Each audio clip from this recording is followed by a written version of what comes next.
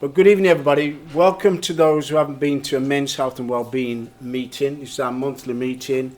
We've moved from Highcroft Community Centre and hopefully moved upwards to Burger and Fries. But anyway, thanks for attending. Our resident GP's outside waiting for a colleague to find us. So we've got some presentations from those GPs around the subject here, sexual intimacy and mental health. We have had this session, we had the first session, which I have to say is one of the guys, which I will say was a very interactive one. A lot of the guys actually spoke into that. There was a lot of great debate and interaction with the guys. And one of the things they said is that we should do this again, we should have some women here to get the women's perspective, hence a part 2. Jackie's gone outside, hopefully we're going to hear from these guys. I know they've got some PowerPoint presentations, they've got like a bunch of slides. That ain't going to be a kill you by PowerPoint evening, so we'll get a few PowerPoints and want GPs to talk to us about these subjects, not just a bunch of PowerPoints. Just want to introduce the guys behind this. Glenville Salmon, could you just put your hand up, Glenn? He's our Vice Chair. Barrington Robinson, who is here, and he's our AI guy. Got Lavina Hazel, who's the Treasurer. Gordon Gale, who's a committee member, and we got advising us generally is Jackie Halliday Bell, she's outside, she's a GP. So that's us as a group. We've been going 2.5 years. We started at Highcroft, we're here now. I'm looking at how we can expand this. Lots of guys floating around, and we hope that we'll capture some of that men take their health and well-being more seriously. Group marketing. Obviously, in the back of us moving, we've yet to sort out some new flyers and get that sorted out, and we'll give folks some of those to distribute in your own circle of influence. You can see the 2 guest speakers there. Hi Selvin, my colleague Selvin Clark. And just while we're waiting for the guest speakers, I just want to give you a heads up. We've already booked. Last year we did, I know Dee was there, and Mom was there, and quite a few guys were there. We're at the Pavilion, and we did a Men's Health Expo. And we had a lot of speakers. I think it was a bit too top heavy. So this year we're coming in focused. We're coming in razor sharp. We've got some really serious issues that we want to raise, and some great speakers, and some of the GPs are interested to come and talk to us. Guess where that venue is going to be? It's going to be right here. It's going to be in the room next door. So we're looking at a good 200 people. It'll be men and women. Hi, Rowan. It'll be men and women, and we've got some brilliant guest speakers. We've got a guy called Colin McFarlane. I don't know if has anybody heard of Colin McFarlane? You can see Errol. Who's Colin McFarlane and Errol? Do you know? Can you tell us who it is? You just heard the name. He's the Batman voiceover. He's an actor, voiceover, actor, writer. Black guy, but he's got a brilliant message. I've heard him at Warwickshire Cricket Club, and this guy's going to hit the nail on the head. So just make sure you're bringing some of your friends into this, men and women. I know, this is, I mean, I'm tickled for Alf. I love you to hear how he puts his message across, and he ain't playing. So we got him coming in amongst others. I spoke to a GP today, and they're planning to come in because they can't connect with some of our guys.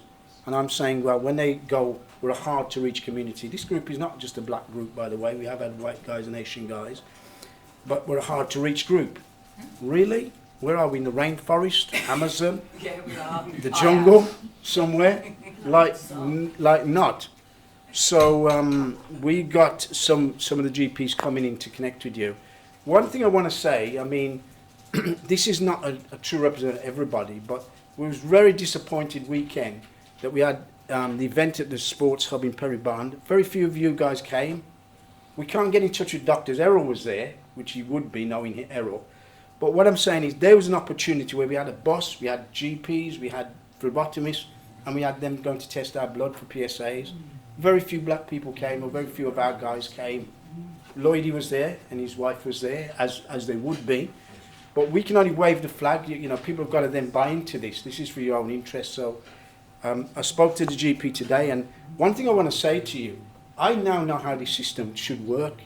Saturday they took our blood, and Monday they got back to me and gave me my results.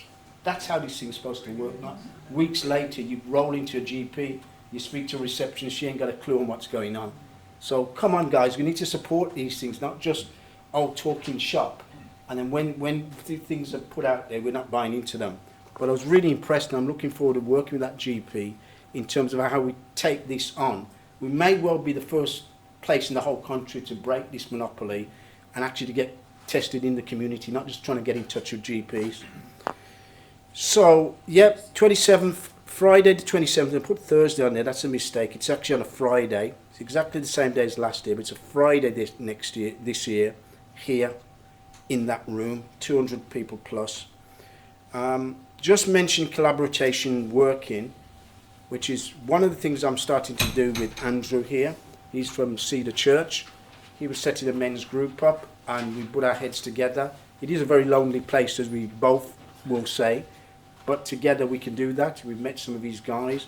One great thing that we've managed to do, and I'm trying to think if anybody was there, we did a mental health workshop, and we had a handful of guys there. Stephen was there, and it was a really useful session. You see, the thing is, sometimes when we put these things on, you think it's just for you guys, it's also for us. Yeah.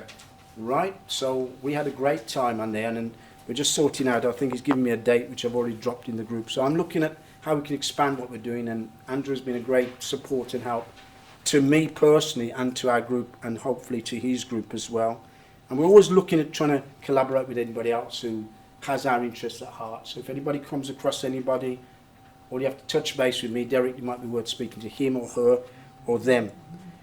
Community screening, GPs. I just wonder, I'm probably looking at Lloyd at the moment here. Can you say anything about what's happening with screening at the moment in terms of men's screening? Do you know much about that, or does anybody else? I don't want to put you on the spot. Well, just with what I know, all I was going to say, and some of the guys I know, Alf and others may be a bit more in tune with that, is that the government didn't support a mass screening for men, right? It got blown out, can you believe it? I mean, I had, and there's no white people in the house, so I can say this, we had somebody from Reform, an Asian guy came out, and he said, well, why are we having screening just for black men, right? It should also be for white men. There's not a problem for white men, as far as I'm concerned. So that's a very interesting one, but it's not all over till the fat lady sings. There's lots of groups still chipping away at this. I think there's a petition. I think you've got to get about 100,000 signatures. Then it goes back into the House of Commons or Parliament.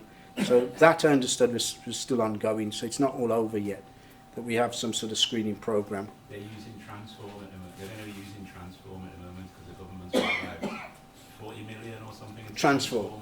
So that's the avenue they're trying to use at the moment. What's Transform? Transform is what you might see advertised by PC UK. It's like a trial they're going to do. Okay, yes, I think so. So it's going to be called a Transform trial. So that's what they've put. Okay. Put a few million into it at the moment. But did you see the percentages? What they said it was No, Transform has started. Transform has started from London, and they're working their way up. They're working their way up. What they will. No, I mean, why they never did the screening? Why didn't they do the screening? Well, the reason they wouldn't do the screening because when it says 1 in 4 and 1 in 8, maybe if you would turn it round, reverse it, then they would have done the screening. No, What's the 1 in 4 isn't no. as Okay, how I read it, I will tell you how I read it. They said anybody, 10 of us here could go and get a test. 2 of us have got cancer, others have got the same large or some kind of problem.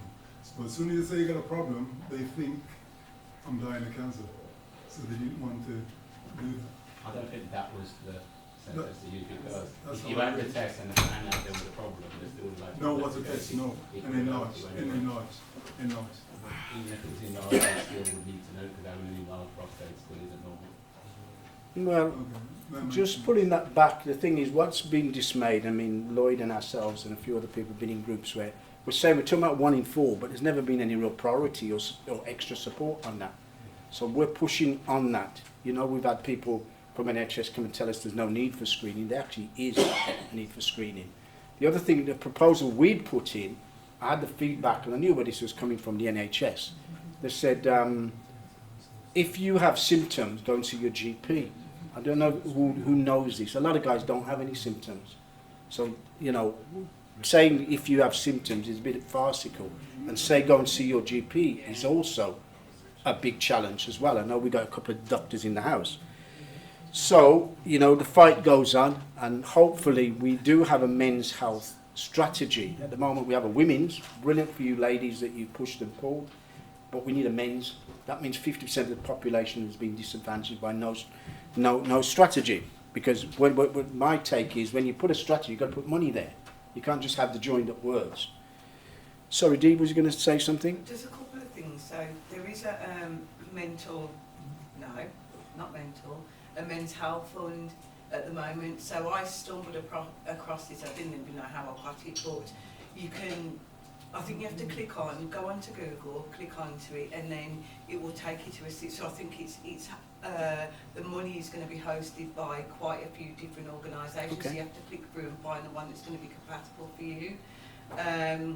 Also, there's something else that, being as you're talking about prostate and stuff like that, and I want to run it past you, because we've got, we were talking about it, we've got a bit of a theory, and the theory is, what I'm thinking in terms of the prostate is this disproportionate, in terms of saying that it's, you know, the majority of it is black, Africa being that kind of thing. I'm wondering whether, and I've talked to you about Derek as well, and there's some GPs in the room as well.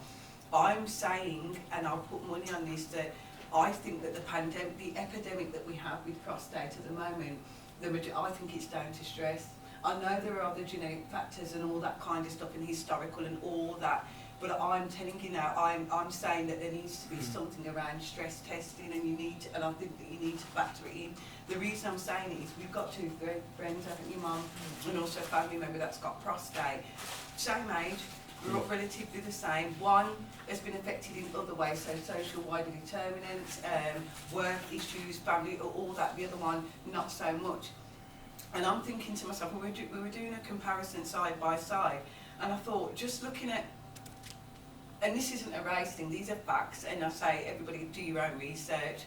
Looking at the way that black men grow up, some of the adversities, that some of the, even down to employment, the jumping through hoops and all of that, sure. You will have a low level simmering amount of stress. It might not be overt, it might not be something that you can see out in the open, but all the stuff that you face with employment, down to relate. I've seen it, I've been to meetings and I've seen it, and I've not been, and I've called it out for what it is, because you're not going to do that around me. But I'm just saying that I wonder if I would put money that stress is a massive factor in why we're sick, because it's worse than it ever was. Well, I think ultimately some big guys in the place in terms of connectivity is that actually it's not treating us for prostate cancer, it's also preventative, so stress comes under that. And a lot of cancers, I think we've got GPs in the place, a lot of cancers are related to stress by nature. But we need to highlight that, we need to be addressing that. Yeah, I've got that. Absolutely. Yeah. Okay, Glenn, did you want to say anything on physical activities? You know, what's the latest update? Are we doing anything on walking football, walking cricket, anything going on, or? Same thing I always say all the time, right? It's out there, walking cricket, walking football, but it's just the uptake is not there, so I don't really do. All I'm working on at the moment is trying to get some theatre things going. Some social things. Which I'm looking into more than the activities. If anything comes up, I'll let people know, but other than that, just keep chipping away at that, because I also think the physical side is very important, us doing some regular exercise. Yeah. I've identified somewhere, no, none of the guys went there, but table tennis on the other side of Highcroft, Monday mornings, I think. And again, it doesn't mean one size fits all, but I think we all need to be doing something. You know, should be part of our health regime. Glenn has been doing walking, cricket and football for a little while. We started off with 12 guys with Villa, and then we ended up with 2 guys. We couldn't even play a match. So, you know, I want guys who are committed and focused about their health and not just playing with it. Badminton bowls, okay. We're always looking for volunteers. So I'm just saying media, website. I know Barrington is doing his bit, setting up the room admin and guest speakers generally. If you come across anybody who you feel would be a benefit to the group to hear from, please let me know. Okay, so we've run through that, and I'm going to get out the way for our 2 guest speakers, and I've got 2 guys here. Alf, I don't know if there's anything you want to share with us generally, just while I think about it. Is there anything else? No, but you know, All I'll right. pop in. You're always telling me stuff. Lloyd, is there anything you want to share with us? When's your next meeting? You know? Our next meeting. Sorry, my name is Lloyd, so those who don't know me, this is Val, and we run Birmingham Prostate Cancer Support Group, and we meet every 3rd Wednesday at the Legacy Centre, 7 till 9. There's a few of you guys there. Yeah. So, No. to support us. No, very good. I mean, up till now we had Solihull and Sutton. That isn't quite. That's very white middle class. So we didn't have any groups in Birmingham. So Lloyd has set that one up, and which is based at Legacy in Newtown, and it's a great group in terms of it has a great take up. You have good speakers, and it's very much needed. So keep up the good work, Lloyd. PC UK. Oh, sorry. I was going to say, just like to add, the next group's on 15th of July. 15th of July. What day of the week is that? Wednesday. When it's always a Wednesday, is it? And one using 15th of July. Legacy. What time, Val? Oh, it's at 7 till 9. Yeah. And our guest speaker this month will be Mohit Mitra, and he's from iMedicare, and he'll be coming to do a presentation on urology AIDS Brilliant. and erectile dysfunction AIDS as well. Brilliant. And treatments for, so that should be very interesting. I mean, I must say, you guys missed the last meeting. I'll just throw it out there with a bit of an audience. I went to the the Sutton Coldfield support group, and one big thing that came out was about other treatments. It's not just all about just whip it out, as some consultants say. And I'm just saying, anybody going on that journey or anybody about to go those, to also look at the other treatments around that and pick the one best for you. I mean, Val just prompted me there. I mean, guys have had their prostates taken out and didn't realise they might have erectile dysfunction. That's crazy, right? At least if you know, you know. Yeah? Well, PC UK will be at Simmerdown as well Okay. this year, next month. Yeah. Brilliant. They're going to have a market doing stuff at With, PC with, UK. with you helping them hopefully. Yeah. And when you're talking about support afterwards, I done an awareness stand at Gambia Mosque on Friday. Nice job. And a lot of people, when they're always talking about targeting black men, they have this thing that black men are Caribbean. They keep on forgetting about the African community, and they don't realise they still suffer. And everyone's got this stereotypical thing. You go to these meetings and say, right, we're going to target black men. How do we target black men? They always mention dominoes, cricket, and that's just a biasness of West Indies. Absolutely. You know what I mean? They forget that group, because I talked to some men at this mosque the other day, and they've had their prostate removed, and I'm telling you now, they have not got a clue what's happened to them. One man looked at me and says, yeah, I had my gland removed. Will it grow back? But by him asking me that question, I know he's been through it and he's had no support. So sometimes people are, these groups, we're going to target black men and support black men, but you've got to remember, Africans are black men. Wow. So you can't just keep on thinking dominoes and football all the time, or church. Well, You know what I mean? The mosques are important. well, we're hopefully breaking some of that up. I mean, there's that myth that that's all we do is play dominoes. But then when we were at the it's a social, stereotype, yeah. nobody's playing dominoes. We're playing chess. Yeah, Right? yeah. You know what? We've got a brain. We They think that's can how play you chess target as well. us. I know. You know what I mean? Target us in a church. Yeah, it's just church groups. Just church groups. No. That's a good point out. Yeah. The horizon, because I mean- when all said and done, if we got Polish, white, black, African, everybody in the same room, it would build a lot quicker than, you know. Well, so somebody said it. I don't remember who said it in the last couple of days. There was this colour thing, and somebody said, "Well, we all got this. You know, the prostate is not coloured. It's not black, white, pink, or blue. So you know something. It's It just is the what way it is. People always say, Yeah. we'll target black men, but when I say target black men, they mean Caribbean, Jamaicans. They keep on forgetting everybody else. No. I agree with the chap there, right? Because, as you know, I do the markets on the weekend. Yeah. And I had one with a prize on my table. And an African man come to me and was asking me questions about it. And I said, you know, about prostate and all that kind of thing. He said, oh, but they just take it out. And I said, no, you can talk to people first. He said, talk to. Well, exactly. come to one of these meetings and you might find out more.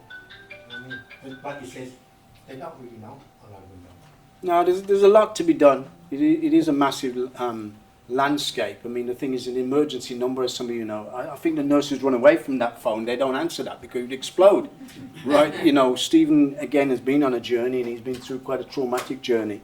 There's nobody for him to call. There's nobody to ask and get any input from. You know, but hopefully through here that, you know, we will have certain contacts that we can hook you guys up to. Alf was just speaking. Alf does a lot, and he's been on that journey, and he's flying the flag all the time. When you see anybody talking about prostate cancer on the TV, that's the man there. He gave me this booklet, or I got one of these booklets, Prostate Cancer UK. That was about 20 years ago, though. You can tell his beard's a slightly different colour. But no, well done, Alf, for that flag. He rings me up, and we're discussing different things and strategies and what's going on, even in London, and that you're missing us out. So, without any further ado, we got a couple of doctors in the place. Who's going to go first? Harris is going to go first, but I'll briefly introduce him. Okay, then. She's stepping over. Right, so good evening, everybody. Good evening. I think you can do better than that. Good evening, everybody. Good evening. You know, there's enough people here to form a choir, to tour the country up and down. I'm Jackie Halliday-Bell. I'm part of the committee with the Mental Health and Wellbeing group, and I actually advise in the medical aspects as far as I can. I'm an occupational health doctor and a GP out of hours, so they were saying the GPs are in the house. I am a GP, but only on a Wednesday evening usually for 4 hours. So occupational health is, as you know, it's about fitness for work when you're starting a job. If you have an accident or disease related to work, whether it's stress, back pain, dermatitis, asthma, and then I'm also doing with ill health retirement. So when you get to the end of your employment career, you know, due to health reasons, I had a lady today, one or two today to deal with. People want to apply for their pension early. And I will say, I think I probably said this before, as black people, we need to be aware that when you've paid into the pension scheme for 20, 30 years, please don't just walk away when you get ill. Remember to ask if you've got a pension that you can pull out early, because you get an enhancement. It's as if you worked an extra 6 years and you get your pension to live with while you're off, you know, away from work. So without going any further, I brought along with me today one of my colleagues who's Dr. or Mr. Harris Phillip. What's the difference between a doctor and a Mr. or Miss? Anybody know? Put your hand up quickly if you know. Yes, thank you. You want a surgeon? Yeah, absolutely. So this gentleman's a surgeon and I'm not. So when you start off as a doctor, when you finish your training, and if you become a surgeon, you go back to Mr., Mrs. or Miss. So this is Mr. Harris Phillip.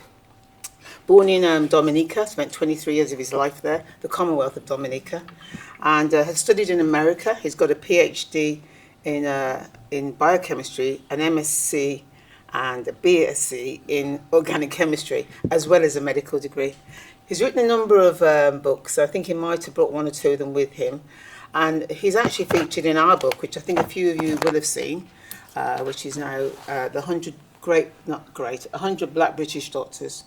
So we've done an anthology between myself and 3 of the doctors, and he's one of the doctors we've featured in here. So this is the sort of thing you're looking at, a picture of him with some of his books, and a bit about his story, his journey into medicine. So 100 doctors. So I bought a couple of copies if anybody's interested. If you buy them on Etsy, they're £29. If you buy it directly from me, it's £25. And we're self-funded, we're a CIC, and basically, if you want a copy, it's definitely worth having. It's to encourage young people, our teenagers, our young people, to think about going to medicine as a career. Because oftentimes you're told you can come and run at this stadium, you can do the long jump, you can do the high jump, you can do the relay, you can do the shot put, you can do the whatever. But if you want to become a doctor, forget that, you know. And in fact, I was a youngster that was keen to run in this exact place, but then told my teachers I was going to leave that behind for a career in medicine, much to their dismay. But I won't say much more, but Dr. Harris Phillip is going to speak to, Mr. Harris Phillip is going to speak to you first. Can we get his slides up, please? And today we're covering the subject of sexual intimacy and mental health. And about a year or so ago, I came and spoke to mainly guys, and it was all guys, about the importance of sexual intimacy or intimacy and men's health. So we did talk about erectile dysfunction after prostatectomy. We did talk about some of the treatments and methods to try and correct erectile dysfunction. But today I'm going to hand over to Mr. Phillip, who's going to cover his side of things, and I will focus on the mental health side of things as far as I can. So we're going to work in tandem, and he will go first. Can we give him a round of applause, please? Okay, good afternoon. My name is Harris Phillip, as you have been told before. I am actually an obstetrician and gynecologist, and I've been doing that for a little while now, over 3 decades. The age is probably showing now, but yeah. So I was asked by Jackie to present the sexual intimacy part of this topic. So as we go on, you'll realize that there are basically 2 dimensions to it. There's a physical factor, and there's also the psychological component. So as we go into this, you'll be able to understand the difference. Okay? So I'll start by basically saying my presentation will be an overview of the creation. How do you create sexual intimacy? How do you maintain it? The challenges that we face, and the role of sexual intimacy in adult well-being. This particular section I want it to be interactive. What do I mean by that? As we proceed, in fact, in this presentation, there'll be 3 breakout sessions. Breakout where you all come together in groups of 4s.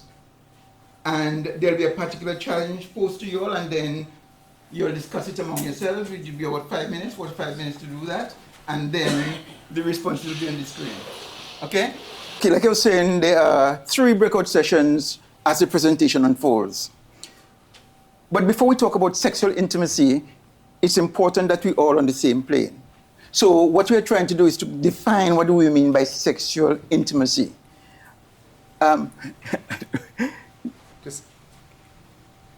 Okay. We define it by saying in a relationship. So sexual intimacy involves partnership.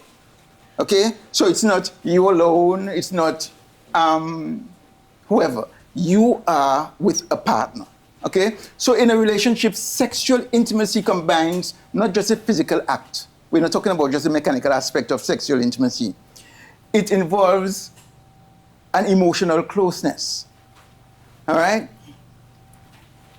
Now, when we talk about emotional closeness, you realize, we are all adults, we realize what sex is all about. Okay, so when you talk about sexual intimacy, we're looking at some sort of emotional attachment between yourself and your partner, and that exposes you to a certain level of vulnerability. That's to say, when you ever expose yourself to your partner, you are vulnerable. So in order to minimize the effect of your vulnerability, we talk about there must be some element of trust. You see, if you trust your partner, then you're more willing, you're more engaged in the process. But if, of course, your partner is seeing somebody else, then that trust begins to dissipate. And as a result, the intimacy that should result becomes lacking. Okay? So we have to understand that when you talk about sexual intimacy, it's a little bit more than just the penetrative bit of sex. It involves an emotional attachment, and this is what we're trying to build on as we go along. Now, with sexual intimacy, we have a number of phases. We have to start somewhere, so we talk about the initiation part of sexual intimacy. After we initiate sexual intimacy, we have to talk about maintaining it, because of course, you're in a relationship. You don't want to have sex today and tomorrow no more sex, because that's an integral part of your life. Okay? So if we initiate it, the question is, how do we initiate this sexual intimacy? We talk about the physical closeness, such as talking, cuddling, holding hands, hugging as the case may be, or even kissing, if that's allowed in the relationship. We need to pay attention to our partner's body language and engagement. Remember, we're going to try to initiate something here. So if we're trying to become intimate with somebody and the person doesn't seem to be engaged, doesn't seem to be an active participant, the advice would be to back off or to slow down, slow your roll, right? And am I good? Yeah, once you slow down, you can decide how do you go on from there. You could either stop, communicate to the partner, feel whether she's inclined or not, if she's not, I'm saying he, she, because we're talking about man, woman, as opposed to man, man kind of thing, all right? So if you can see through the body language that she is an enthusiastic participant, then that is like permission to go ahead. But if you see she's distracted, she doesn't seem to be involved, she doesn't seem to be engaged, pause, all right? Talk to her. Make sure that you're doing the right thing. But she says no, irrespective of where you are. If you proceed after no, it's an assault, it's rape. Okay, so you don't want to get into that situation. I skipped. Okay, so like we're saying here, we need the partner to be enthusiastic. Continue the signaling she's giving us. Yeah, go ahead, I'm part of it, I'm engaged in this. But if you see she's distracted, her mind may be somewhere else, she's just not involved, slow down, or back away, or stop. Okay? Yeah. Now we'll go on into our first breakout session. We have already initiated it. We know we initiate in sex. You get the physical aspect. To look for clues. If we're getting the right clues, we proceed. If we're not getting the right clues, we back away. Now for session 1, like I told you, we have 3 breakout sessions. I want you to just arrange yourselves in groups of 4s, and I want you all to come up with 4 factors that would lead you to want to maintain intimacy with your partner. Because we don't want to initiate something tonight and then tomorrow, nothing, right? We want to make sure it is continued. So hence, that's what we're looking for. How do you maintain sexual intimacy? And I'll give you about 4 or 5 minutes to do that. Quick question for you. Uh-huh. With the way you're explaining this, just as an understanding, even though there's like an unconscious bias there, you're going about a man initiating it with a woman. Why don't you just the other side, it could happen the other way? That's the what. woman could be initiated to the man, but you're just making it sound like a man's trying it with a woman and she might not be. Because the reason I am putting this to you, because the group you may be speaking to, sometimes it can actually be reversed, because some of the men may be on hormone treatment. So it's just the way you make it sound. Okay. A man and the woman might be saying, no, you're not actually thinking it can happen the other way. Well, that will eventually unfold as we go on. Because if someone's on hormone treatment, but the situation can happen when the man's not really. Okay. Just making it sound like it's just a one-way thing. So okay, I apologize for that. I wanted to throw that into the arena. I appreciate that. I remember some of the men, if they're on hormone treatment, they're going to be on the side what don't want to do it, and their partner may want to do it. Right. You make it sound like it's only a man who ever tries to. Okay. I appreciate that, but I'm speaking from a man's standpoint, so sorry about that. I'm still about from a man, yeah. But the man might not be up for it. You just Yeah. Okay. But when a man's on hormone treatment, he ain't interested, it could be the other way. Okay, so as such, it can go both ways. Both ways, right? Either the man may try to initiate it or the woman may try. But that's why I said initially, it is a relationship. It's not one person, the man trying all the time or the woman trying all the time. It's a relationship. So you'll have to be talking to each other. Now, as you may have been able to discern, sexual intimacy includes the physical aspect, that's the penetrative bit. There's also an emotional component and a psychological connection, which Dr. Bell will talk about later. There's also something we call the TCAM. What do I mean by that? We need to have trust. We need to be able to trust our partner. If we can't trust our partner, there's no intimacy per se, because there'll be something distracting you. You're not trusting that you wonder, what is going on or what's going on, what may have gone on. So your mind is not there, you're not an active participant. So trust is an integral factor. Then we talk about communication. We need to be able to talk to each other. If we're talking to each other, then you never know what's going on. You don't know if I am being pleased, if I'm satisfied, or if I'm not satisfied. So you need to have that communication element between you both. Both man and woman and man. All right? Then we talk about affection. Obviously, if you have a certain level of affection towards somebody, you're going to relate to them differently. So affection is an important aspect in the whole process. Then mutual respect. Obviously, if I do not respect you, my attitude towards you will be different. Okay, so when you look at that, these are all components which helps you to increase your ability to relate emotionally with your partner. You need to have trust, you need to have communication. Now you talk about communication and you say, well, yeah, we talk all the time, but let's suppose you've been mouthing out your partner all day. Right? Cussing out, tell her how this, how she's this and that. And the night time comes and you want to roll over and pet her. You ain't going anywhere. She obviously is not going to relate to you. So one of the things we have to understand about communication is even if you'll have your little fights, important to apologize. And after the apology, you ask, am I forgiven? Because if I'm forgiven, it means that I don't want to hear that story again at all. So if I told you about how your mother misbehaved or whatever, we had a fight about that, at the end of it, you might want to come to me and say, hey, this doesn't sound quite nice, you know. And I say, okay, I apologize. But then my next question to you is, do you forgive me? Yes, if you forgive me, we're not going to have the conversation again. Because if you forgive me, the water under the bridge, it's done. Okay, so that allows the element of communication to be active and to... Pardon me? Life no more like that. Who am I gonna forget?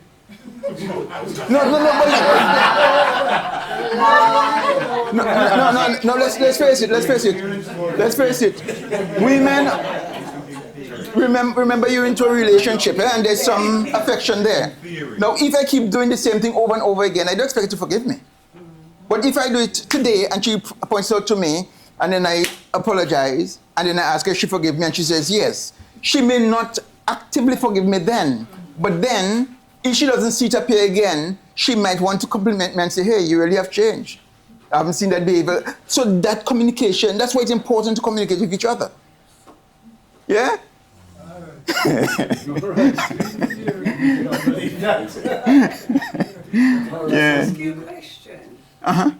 We're talking about the communication side and the things that, but one thing I want to bring into this is we're not really touching upon, unless it's already embedded into the question that you've asked us about how this would relate to somebody that has an intellectual disability or may have a SEND need or anything like that, because more often than not, they don't actually pick up any verbal cues or they don't pick up those communication cues. So it might be worth doing a piece of work around that in terms of what the impact of intimacy, what it means for somebody who might be neurodiverse, who might have a, do you know what I mean? And I really want us to look at that as well, because I'm doing some work around that anyway. This is part of the role that I have. However, what I'm not seeing from a lot of the stuff is where we talk about how they interact, so some of the vulnerabilities that they may have. In some cases, they're heavily at risk from whether it be male or female. Right. But so I really want us to have a chat about that as well. I can click in on that one. I mean, our presentation today is only going to be about half an hour for both of us. And like you say, there's multiple layers. Have you seen Love on the Spectrum? Yeah, my group, so we have a large referral of SEND and neurodiversity. I'm doing really, but yeah, I have watched that as well. Has anybody else seen that one? Love on the Spectrum, it's like, is it Netflix or one of those? Yeah. So they're neurodiverse people, usually it's America, isn't it? And they start dating, the original one. So that was one of your questions, but what I was saying is that, you know, even the people that are on treatment for prostate cancer, this presentation really is probably starting at the fundamental level, just man and women, but I hear what you're saying. There needs to be a lot of consciousness about the neurodiverse population, people that are on treatment and the impact. So I think we were just today touching, like, almost skimming the surface. It's just food for thought, only because it's, like I said to you, you know, and I do as a GP, that it's notoriously difficult for anybody to get a SEND, never mind a diagnostic. So the point I'm trying to make is we don't even know in this room how many people could be, and there's also the separation between it being a SEND trait, which is very different to being on the spectrum. So there's all, but I understand and I hear what you're saying. That goes into a different type of conversation. Yeah.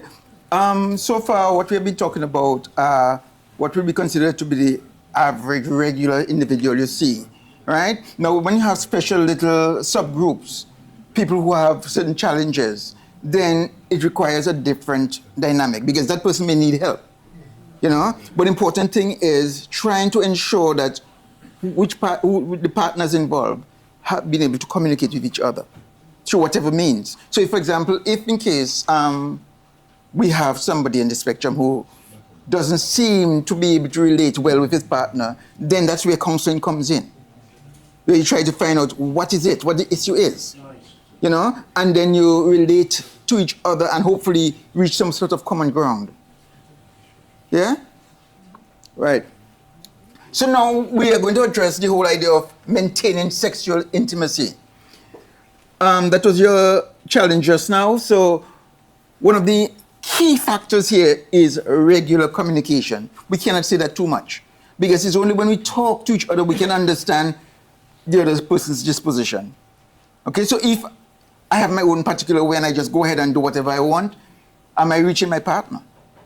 You see? So if we have this sort of talking relationship, my head hurts, I am not feeling well, that can be communicated. She can be more supportive. Okay, so regular communication is important in order to have a supportive relationship, which lends itself nicely to sexual intimacy. Then again, trust and safety. If I can't trust you, I cannot expose myself to you. I cannot give you my all. You might get 50% if you're lucky, but to get to the 90th percentile and so on, it's difficult, because trust and safety are important in the whole question of sexual intimacy. You realize that you and your partner are moving along quite nicely, and then you heard that he has another girl down the road.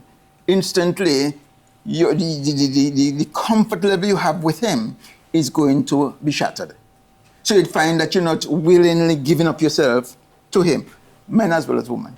All right? For example, us men, if we hear our lady is out there, men even get killed for that. Yeah? So trust and safety are important. Okay, so we have to understand that all of that has a major fulcrum in terms of regular communication. Because if you and I talk nicely, there's no reason to stray. All right? Again, the emotional connection. There is need for some sort of connection between yourself and your partner. If there's no emotional connection there, then it's just a mechanical exercise. And again, there should be mutual ongoing consent. Just like I said earlier, at any point, if there is a no, you back away. All right?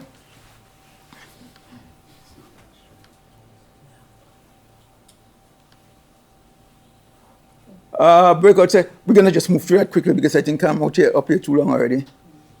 Yeah? So again, we're looking at personal factors which discourages intimacy.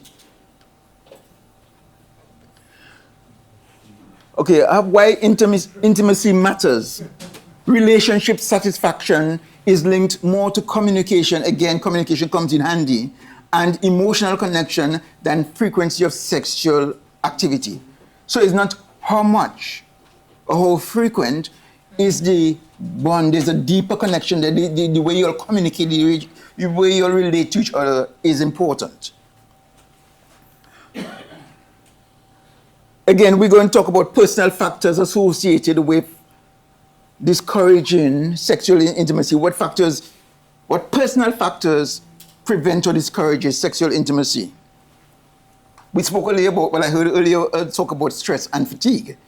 Many of us men would realize that when we try something, we are being told, I'm tired.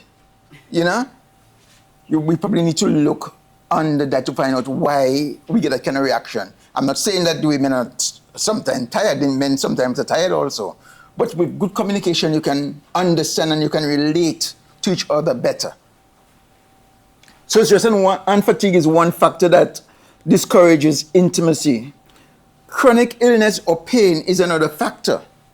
Okay, and if we talk about hormonal treatments and so on, covered in that area, right?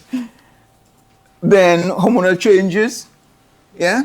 Now hormonal changes goes both ways. Like you said, individuals who may have had prostatic issues who are on hormonal treatment to try to reduce the recurrent incidents, then it takes away the interest in intercourse. Similarly, ladies going through the menopause, because of hormonal changes, they may feel dry down there. It might be a painful experience for them. There may be factors interfering with their willingness to proceed.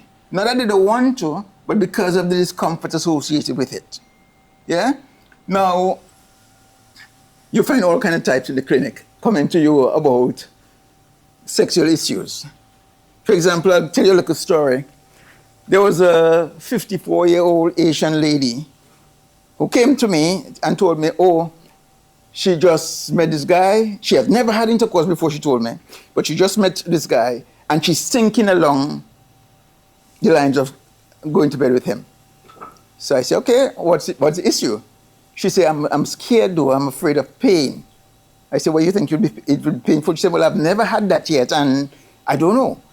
So I said, okay, there's one thing you can do to numb any potential pains down here.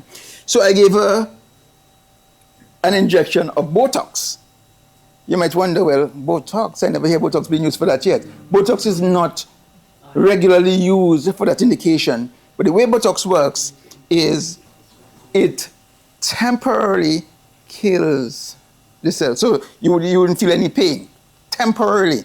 It tends to rejuvenate itself after about six months.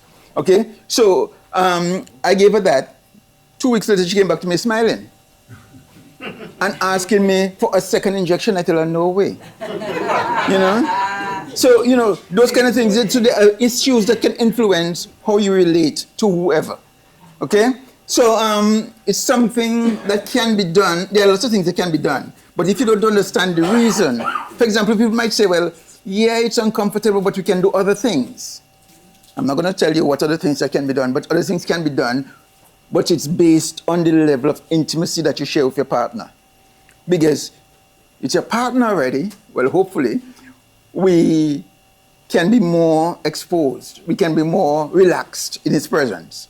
We're still vulnerable, but we can be more relaxed because there's a history between you and the person. Yeah?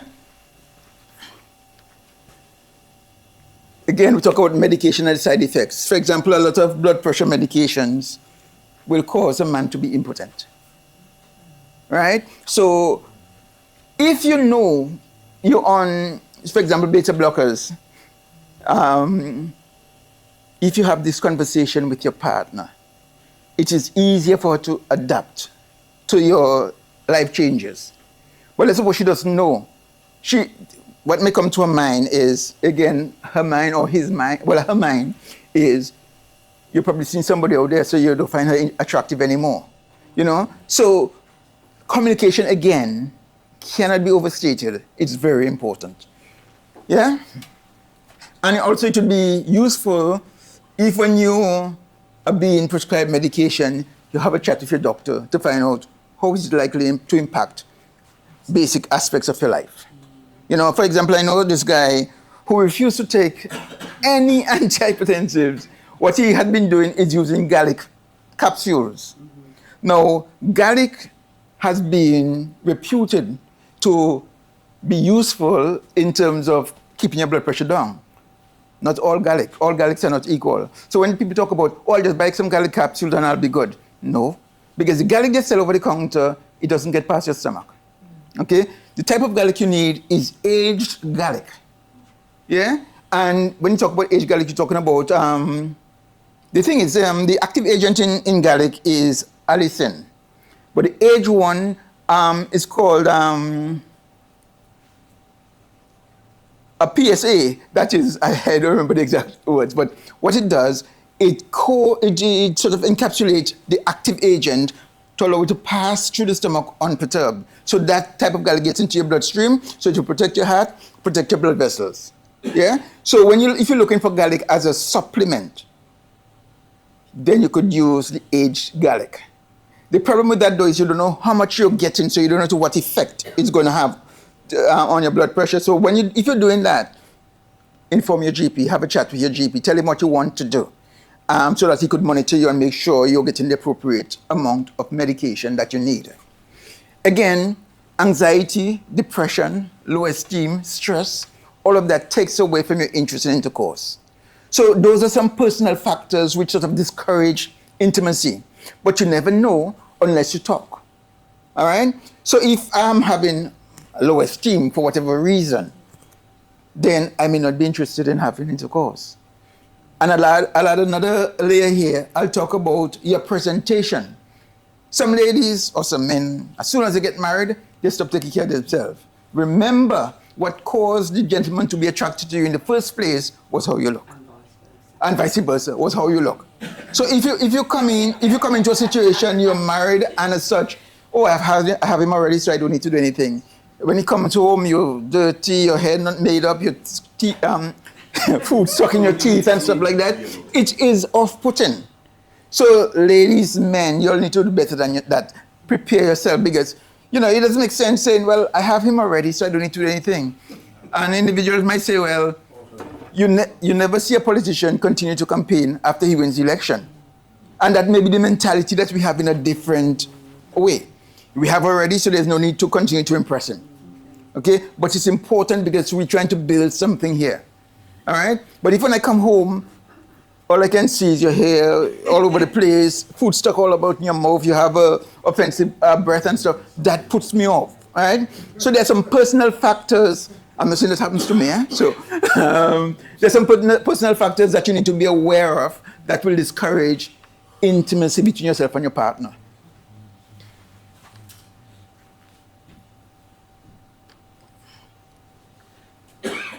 Now, again, you see, communication comes in again. If we're not talking to each other, we ain't getting anywhere. As we go on, you'll realize the value of communication. Again, like I was saying, if there is a conflict, say during the day you had a fight for whatever reason, and that problem is not solved, it's going to affect your bed activity in the night. Okay? You might go in to your bed, and your partner just turns his or her back towards you. You try to be comforting, and just not involved. So when you have, in fact, I think the Bible tells you don't allow your wrath to settle, don't allow the sun to set on your wrath. Yeah. Okay, there's a reason for that. There's important information here.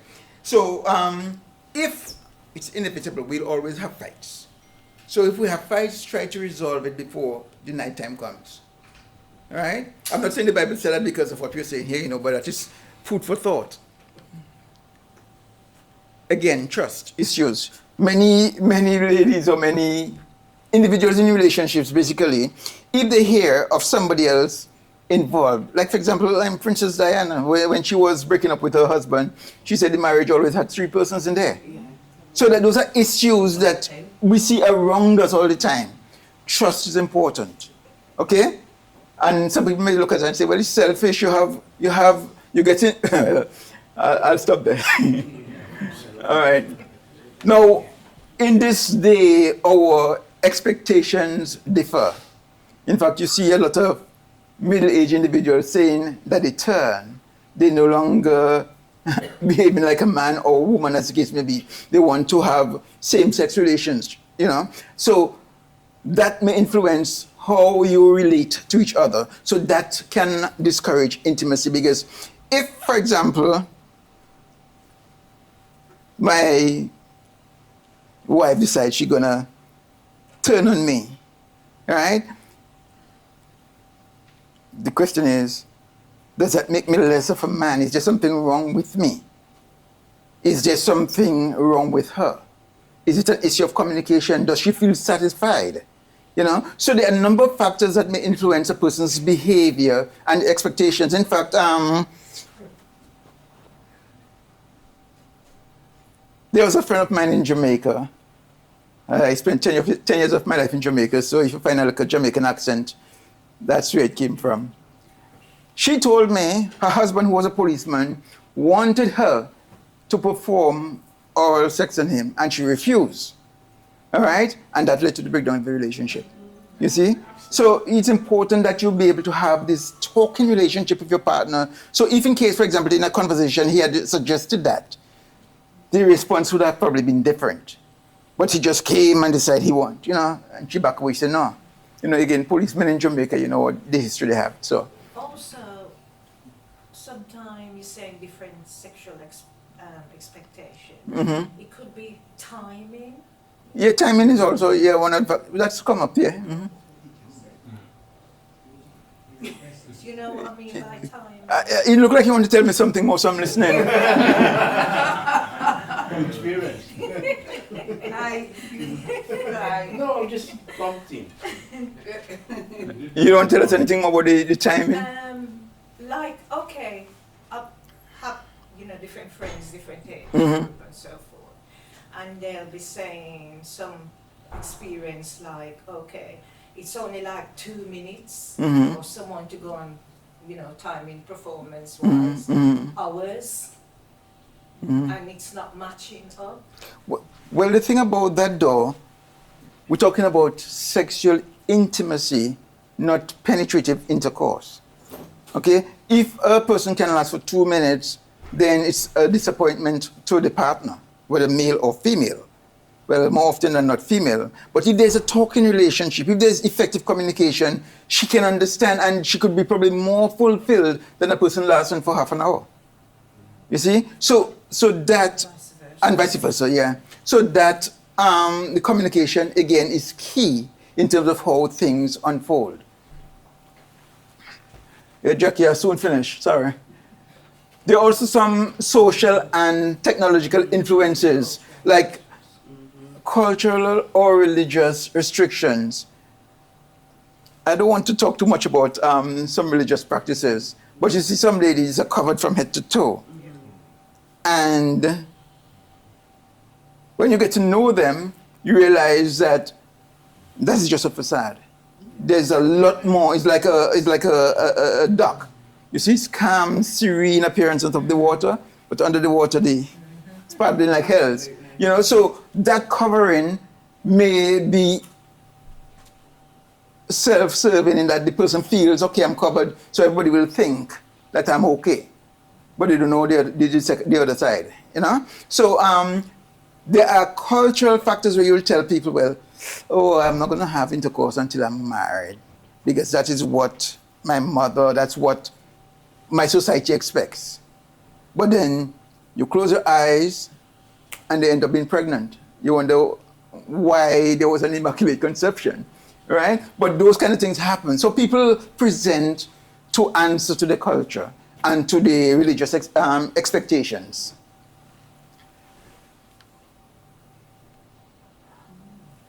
Stigma around sexuality, in fact, it may be a laughable exercise when an 80-year-old or 70-year-old talk about having intercourse or even being intimate with a partner.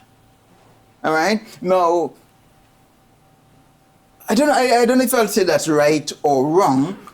What I would say is if you know your partner for some time and you have a good talking relationship, then the age is not going to be necessarily a hamper in terms of what you do.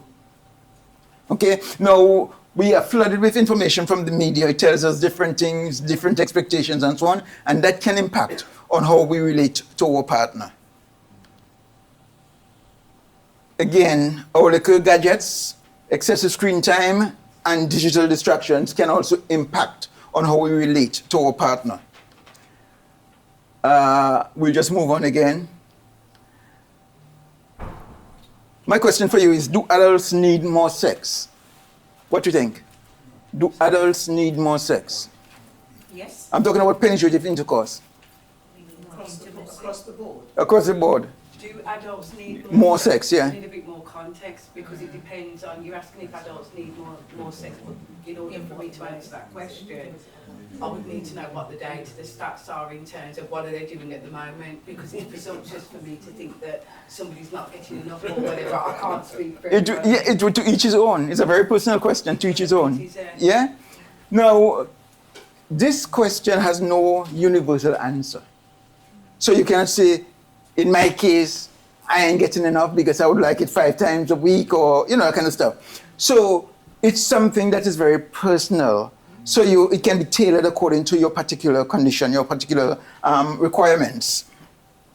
We realize that we need a balanced perspective. We focus on healthy sex. We talk about oral intercourse. I don't want to disappoint anybody, but that has a high association with oral cancer. Mm-hmm. Yeah, so be aware and be guided accordingly. Yeah? Consensual sex, again, try to make sure your partner is a participant as opposed to you alone. Both parties should be enjoying each other. satisfying sex would be greatly aided with good communication.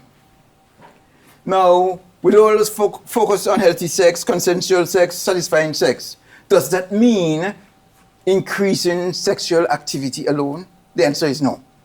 All right? Because like I'm trying to say, sex is not just the mechanical aspect. It involves a lot more. Now, what factors get to play a role in terms of your needs? Age is a factor because, like we said earlier, as one gets older, things change. Your anatomy change, your lubrication changes in the case of women. In the case of men, the erection is weaker. And as such, there are a number of factors that could be considered in terms of addressing a situation between a couple.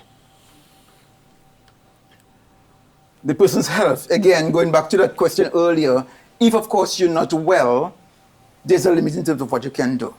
But if your partner doesn't know, doesn't understand that, just like I said earlier, on certain blood pressure medications, you will not get an erection, or your erection will get progressively weak.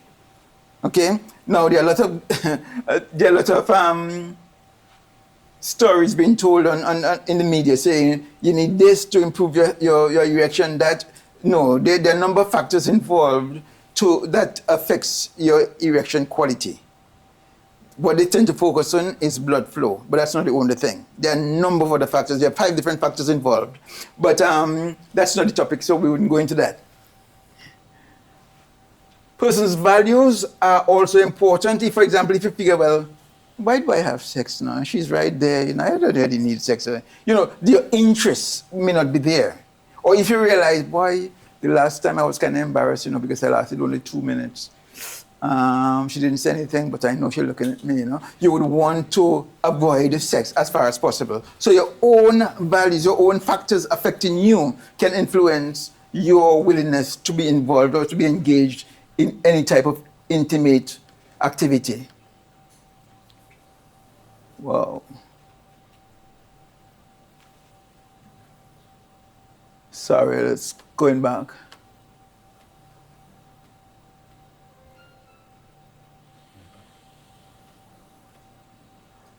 Orientation again, people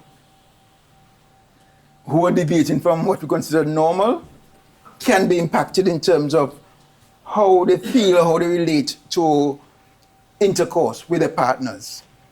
Your preference, if you prefer to be engaged with same sex, then so be it. Additionally, presentation, taking care of yourself. Don't just let it all fall because you're married. Your husband or your partner still expects the same individual he was attracted to. Of course, with age, things change. You start developing silver and stuff like that, but you do the best you can with what you have. All right? So just keep yourself tidy. He's coming home, you've been working all day, I've been telling you a lot of stories, but there was a couple where every night the gentleman used to go to bed first. The lady comes up, they were in an in-suite sort of setting. She goes to the bathroom and she stands up there, turns on the shower but doesn't bathe. So when she comes to bed, it's a turn off. But they don't realize the impact that has on the relationship. But those are the kind of things you need to address. Huh? Yeah. So it's a lot of factors involved in terms of making you feel that you can participate in a sexual exercise. All right? So it influences what we call sexual intimacy. So we have, in conclusion, intimacy is built through communication, which I cannot emphasize too much. Trust, of course. Connection. You have to feel some degree of connection with your partner. He also has to give you permission. So it's something where you continue to ensure that you have the right or the permission to continue. If at any point you hear no, you back away. So many factors can discourage intimacy. Does quality and satisfaction matter more than quantity? Quality and satisfaction, communication, make sure you have all these things covered. So even if there's no penetration, you feel satisfied. So I'm asking the question, does quality and satisfaction matter more than quantity? You decide. I thank you. Thank you, thank you. Okay, guys, so I'll just get your attention now. And we're going to restart because we do need to be out of here soon. So we're just trying to look at how we can get through this quickly and effectively. Have you found it interesting so far? Yes. Yeah. Can two people tell me what they've learned from Mr. Harris's presentation? Anybody? What have you learned? Communication is really important. Communication is really important. Another one? Trust. Trust, yes, thank you. Those are two good ones. So I'm here to talk about the mental health part of it. And the World Health Organization gives us a definition of what good mental health looks like. One meeting, please. One meeting, please. So, yeah, the World Health Organization gives us a definition on what good mental health looks like. What does good mental health look like? Those are the clues, yeah? So to be able to think, feel and react in the ways you need to, so you can live your life as fully as possible and independently. To feel positive about ourselves and about other people, yeah? Being able to form good relationships. We've heard all about relationships so far. The resilience to overcome challenges, because life, every single day, we get challenges, don't we? Yeah? Every day. And it's only your mental health that gets you through those challenges. To be able to manage a range of positive and negative emotions. Yeah? So if we all were just sort of going with our positive emotions and going crazy, or really going into our negative emotions and going crazy, you know, not being able to control ourselves, the place would be in chaos. You've also got to be able to do everyday tasks and look after yourself. So as I say, I'm going to try and get through this. I'm going to skip out quite a lot of slides. But I just want to, as you know, men's mental health suffers much more than women. And this is a slide about depression and, in fact, suicide by age group in England and Wales from 2023. So this is just after the pandemic.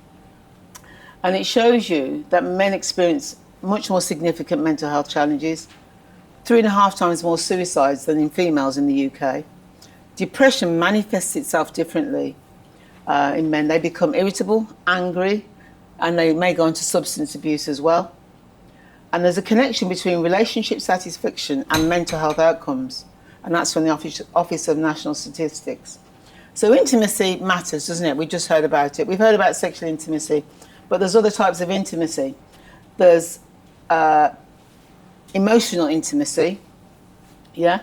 You may not be able to read it very, very clearly, but it's developed by practicing active judgment, free listening, creating an environment where both people can trust that they're safe. There's mental intimacy, and that is where mental or intellectual intimacy involves sharing ideas, someone you can share your ideas and thoughts with, your perspectives and your opinions. You know, you get together and you have a really good chat with somebody, you come away, it's almost, they say, as good, you know, just having that intimacy, that chance to speak to somebody, as having like a hearty meal, maybe even a sexual interaction. It can feel as good as that, the high it gives you.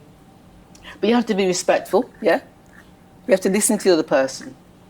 There's spiritual intimacy as well, which means feeling close, validated and safe in a sharing in the most ideas, beliefs on abstract or spiritual issues.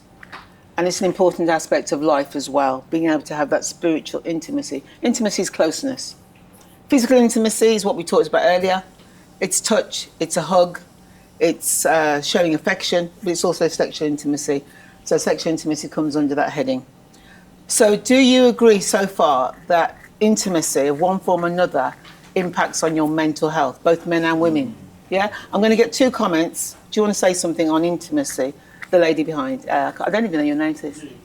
Yeah, do. I was going to say, what's another thing that I don't know whether you've touched upon it, is the role of narcotics and also the role of vices or addictions, the role that plays on relationships and that sort of thing, and also, you know, and other stuff like psychosis, which absolutely, touched upon as well. I'd like absolutely, to delve deep into those kind of things. These are the things that are hidden, all part of like the bigger picture.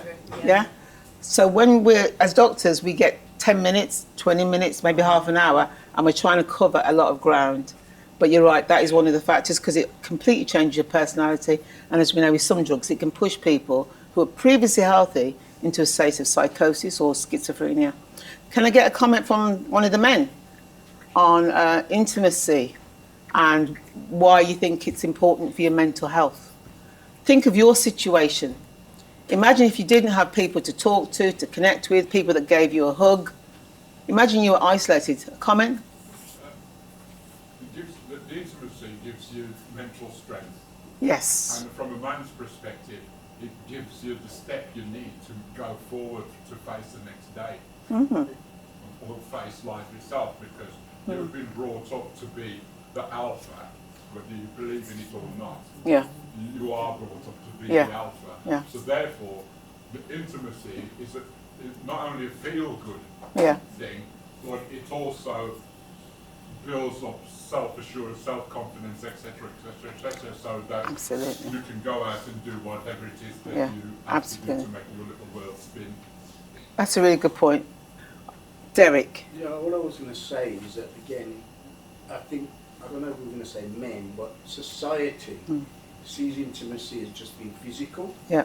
But I actually think some of the other intimacies could well be more important than just physical. Yeah, yeah. Okay, thank you. So I'm now going to ask Andrew just to help me, because I want to now delve into the science in a video that's 5 minutes long. And I could describe the things, but this does it much better. And I think you'll come away with a better understanding. And virtually after that video, I'll be wrapping up, okay? So this is entitled, What Intimacy, or What Lack of Intimacy Does to Your Brain. As a garden. Intimacy, like sunlight and water, nourishes this garden, helping emotions and thoughts flourish. Both emotional and physical intimacy positively impacts the brain by releasing hormones like oxytocin and dopamine, which promote feelings of connection, pleasure, and well-being, while also potentially reducing stress and improving mood. However, a lack of intimacy can negatively impact brain health, potentially leading to increased stress, anxiety, depression, and loneliness, as well as impacting self-esteem and executive functioning. Intimacy isn't just about physical closeness, it's the deep connection we share with others. So, what exactly happens in our minds when we lack this essential connection? It disrupts your oxytocin and cortisol levels. Ever notice how a hug or a deep conversation can feel just as satisfying as a good meal? That's because intimacy triggers oxytocin, the bonding hormone, which reduces stress and strengthens emotional connections. Without it, cortisol, the stress hormone, stays high, making you feel anxious, on edge, and emotionally drained. Over time, this can lead to chronic loneliness, increased inflammation, and a higher risk of mental health issues like depression. Your brain is wired for closeness, and without it, it struggles. It tricks you into expecting rejection. Lack of intimacy doesn't just make you feel lonely. It rewires your brain to believe you deserve to be alone. Studies show that when people lack social bonding, their anterior cingulate cortex, the part of the brain that processes pain, lights up, reacting to social rejection the same way it would to a physical injury. This makes people withdraw even more, reinforcing a cycle of isolation. In other words, the less connection you have, the harder it becomes to seek it out. It warps your self-perception. Intimacy plays a huge role in shaping how we see ourselves. When we lack close relationships, our brain compensates by overanalyzing past interactions, often distorting them with self-doubt and negativity. Neuroscientist John Cacioppo found that social disconnection overactivates the brain's default mode network, DMN, leading to increased self-criticism and insecurity. Without emotional feedback from others, our minds fill in the gaps, usually with worst-case scenarios. Stress becomes harder to handle.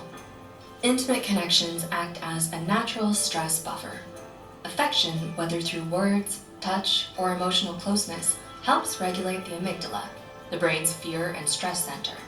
Without it, the amygdala becomes overactive, making stress feel more overwhelming. Over time, chronic stress can shrink the hippocampus, the part of the brain responsible for emotional regulation and memory. This means not only do you feel more stressed, but you also have a harder time calming down and bouncing back. Pain feels worse. Touch isn't just comforting, it's a natural painkiller. Sex, cuddling, and even friendly touch release endorphins, the the body's natural opioids. A study found that migraine sufferers experienced relief after physical intimacy due to increased blood flow and dopamine release. Without regular affection, the brain misses out on these natural pain relief mechanisms, making physical discomfort feel more intense and harder to tolerate. It can make relationships feel less secure. Intimacy reinforces emotional security, releasing dopamine, the feel-good neurotransmitter, and activating the brain's reward system. Without affectionate touch, words of affirmation, or emotional closeness, the brain struggles to gauge whether a relationship is stable. This uncertainty can lead to jealousy, clinginess, or emotional withdrawal, sometimes even when there's no real reason to worry. Simply put, a lack of intimacy can make you question connections that are actually solid. And it messes with your sleep. Struggling to fall or stay asleep? Lack of intimacy might be why. Physical touch and emotional closeness trigger oxytocin and prolactin, hormones that lower stress and promote relaxation. Research shows that people in affectionate relationships experience deeper, more restful sleep. Without these soothing signals, the brain stays on high alert, leading to restless nights and chronic fatigue. Your brain is designed for connection.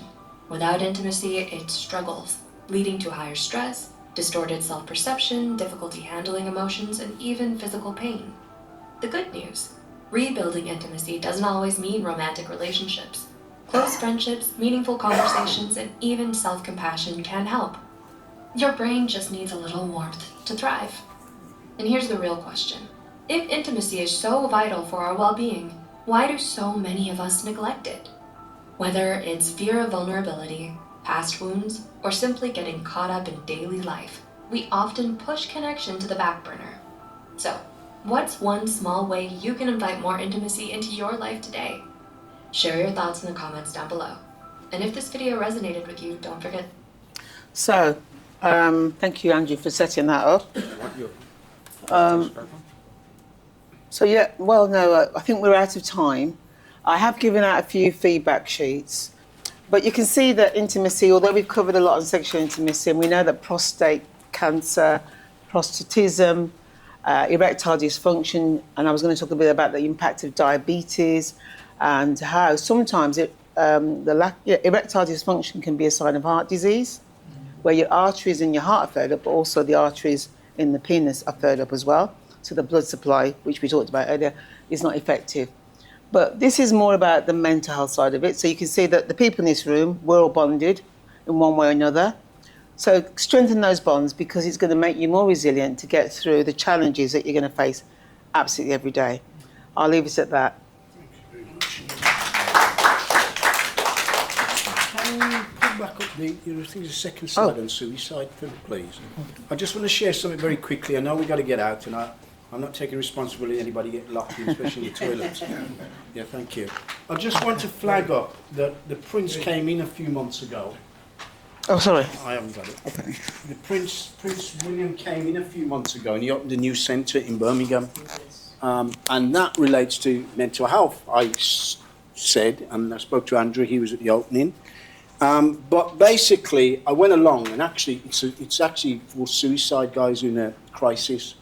And all I'll say is they've got a beautiful building, very well kitted, and I met the advisors, a proper programme to take people from not a good place to a better place. And I'm just saying, if guys here, or friends, it's called James's Place, it's based over in Edgbaston. I did say to them we could do it something like that on the north side of Birmingham, but I was really impressed with the programme and support they've got. The biggest thing guys have is being in self-denial. So if you know anybody who is making those noises, you can encourage them to plug into that. I think it's an appointment system. That's all I wanted to say on that one. It's called James's Place. Can I say, when we have on the 24th of July,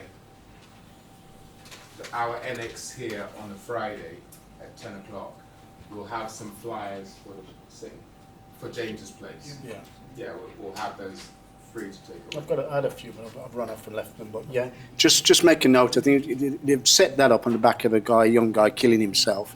His parents have actually pushed and pulled, and they've put that in place. But I just see it as a great vehicle for anybody who's in crisis. And I know most of us had relatives who have been there, and hopefully they're still here. But that's some support I want to put out there. The other thing, there was a connection as well around prostate cancer. Again, Alf and the big boys in the place, on guys who've had their prostate done, some of them not been well informed and find out that they then can't now have sex, and they've topped themselves. That's a statistic that nobody hears about. You know, their manhood and their relationship, their intimate relationship, physical, has now all of a sudden disappeared. So it's not something to just ignore, you know. But anyway, that's me over and out. Is there anything anybody wants to raise following today's meeting? We've still got our guest speakers. No, ladies can stay. You can see a hand being waved at the back. Yes, sir? This video, is it available? Yes, it's on YouTube. I think it's on YouTube. And it's part of a series of mental health videos still in the same format. This one's called What Lack of Intimacy Does to Your Brain. Yeah. Could the link be put into the men's group for that video? Yeah. Sorry? Can the link be put into the men's video? Yeah, sure. We're all working together, so that's great. Good point, Val. Anything else? What did we speak about our guest speakers today, guys? Any feedback? Thank you very much. There's two sides of the coin there, so thank you for that. As I said, I think being black, predominantly black guys, we think intimacy is all about physical. The thing that jumped out here was different dimensions of intimacy that we need to be conscious of. It's not just, as our consultant doctor said here, you know, not having good communication.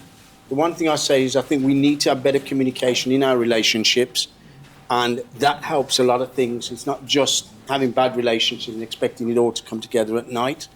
So thank you guys very much. Thank you, Jackie. Sorry you've had to condense your presentation, but... Can I give you all a quick one anyway? Yeah. Nothing to do with men's health, but something you might all find interesting.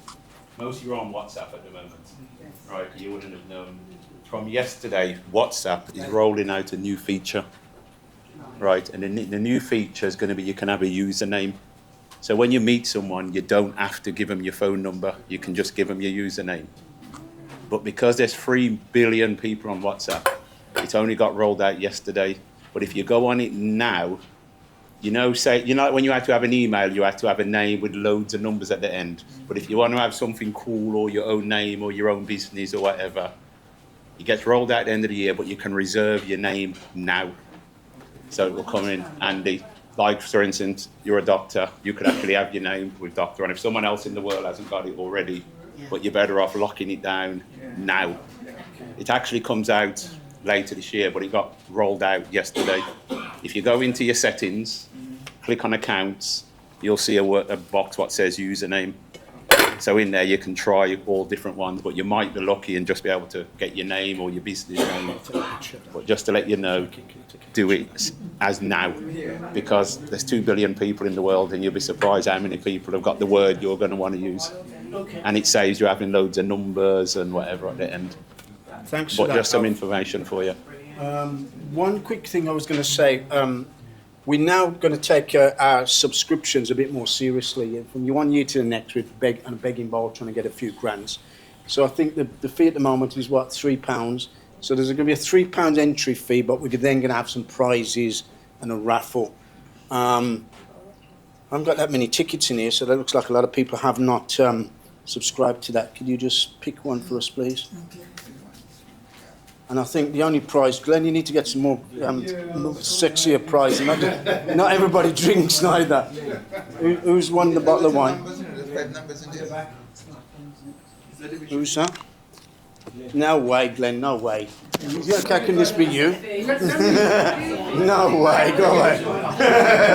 No, that's a sit-up. They all got Glenn on them. They all got Glenn on them. Numbers also, and it's Val. Yeah, a round of applause for Val. All right, so that's it for this evening. Is there anything else anyone wants to raise very quickly? We've got 5 minutes. Anything else anybody want to say? What Michael was just saying there, what date was that meeting? 24th of July. There's another men's meeting here in the day, 10 till 12. We had a great meeting. Robert was here and Stephen was here. It's a small, intimate group, but men need to meet up and share health issues. So thank you very much for that. Sorry? 24th here. 10 till 12. Okay then, that's it then, guys. Have a very good evening. Safe travel home.